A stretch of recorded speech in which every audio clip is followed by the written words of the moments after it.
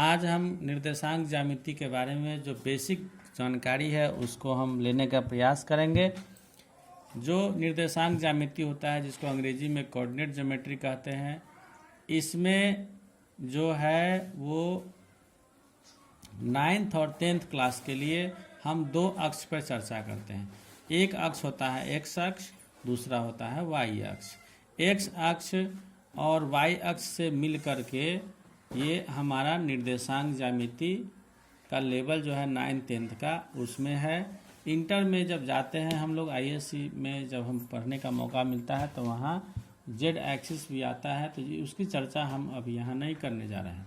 अभी हम लोग बेसिक फंडा पे काम कर रहे हैं कि निर्देशांक ज्यामिति में दो अक्ष पे हम लोग काम करते हैं। एक एक्स अक्ष है और दूसरा वाई अक्ष है। एक्स अक्ष और वाई अक्ष एक दूसरे को जो जहाँ काटते हैं उसको कहते हैं हम लोग मूल बिंदु, और मूल बिंदु का निर्देशांक होता है 0 0।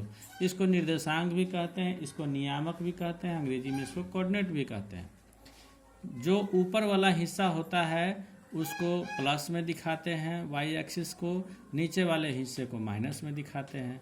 एक्स अक्ष के दाहिने वाले भाग को हम लोग प्लस में दिखाते हैं और बाएं वाले भाग को हम लोग माइनस में दिखाते हैं। तो इस तरह एक्स अक्ष और वाई अक्ष दोनों मिल करके इसके 4 भाग हो गए। ये इस पहले वाले भाग को हम लोग कहते हैं प्रथम पाद, और दूसरे वाले भाग को कहते हैं द्वितीय पाद, तीसरे वाले भाग को कहते हैं तृतीय पाद, और चौथे वाले भाग को कहते हैं चतुर्थ पाद। ये 4 हिस्सों में हमारा ये बट जाता है। अब चर्चा आती है कि भाई प्रथम पाद में कौन से बिंदु होते हैं, किस तरह के डिजिट्स इसमें आएंगे। तो इसका ये चिन्ह के लिए इसका होता है ये प्लस, और ये भी होता है प्लस। ये पहले वाला जो प्लस है वो एक्स अक्ष का है और दूसरे वाला प्लस जो है वो वाई अक्ष का है। फिर चलेंगे इस ढंग से दूसरे वाले में एक्स अक्ष को पहले निरूपित करते हैं। तो एक्स अक्ष चूँकि यहाँ माइनस में है इसलिए माइनस, और दूसरा अक्ष जो है इधर प्लस में है इसलिए यहाँ प्लस। इसका नियामक हो गया माइनस प्लस। फिर ऐसे ही तृतीय पाद में आते हैं तो यहाँ पे दोनों चूँकि माइनस में है इसलिए इसका हो गया माइनस माइनस।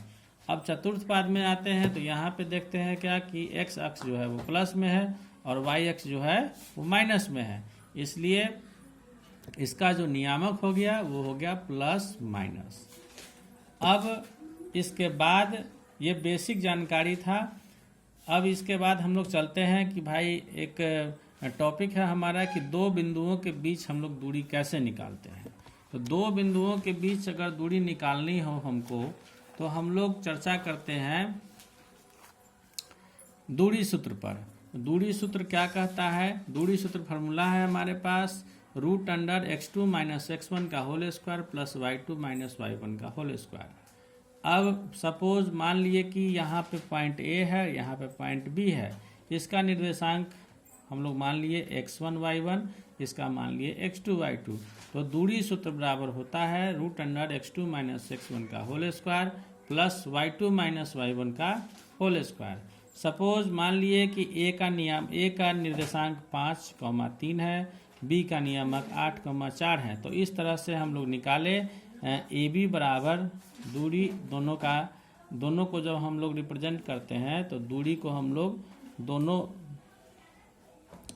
दोनों नाम से रिप्रेजेंट करते हैं इसका, इसलिए यहाँ पे हमने AB लिखा। AB बराबर √x2 - x1 का whole square plus y2 - y1 का होल स्क्वायर। इस तरह से हम लोग कैलकुलेशन करके इसका दूरी निकाल देते हैं। अब दूसरा जो फार्मूला होता है मध्य बिंदु निकालने का, मिड पॉइंट। मिड पॉइंट हम लोग कैसे निकालते हैं? जैसे यहाँ पे अगर A है पॉइंट, यहाँ पे B है, इसका नियामक अगर x1 y1 है, इसका अगर x2 y2 है, तो अगर मिड पॉइंट अगर P है तो P का नियामक हम लोग कैसे निकालेंगे इसको देखते हैं। तो P का मिड पॉइंट निकालने का मेरे पास फार्मूला है मध्य बिंदु P बराबर x1 + x2/2 y1 + y2 by 2। तो हमने मान लिया कि x1 और y1 का निर्देशांक जो है 3 5 है सपोज, और x2 by 2 का अगर 2 1 है तो उसको हमने यहाँ मान में डाल दिया, फार्मूला पे बैठा दिया, तो यहाँ पे वैल्यू निकल के आया 5/2, 3। इस तरह हम लोग देखते हैं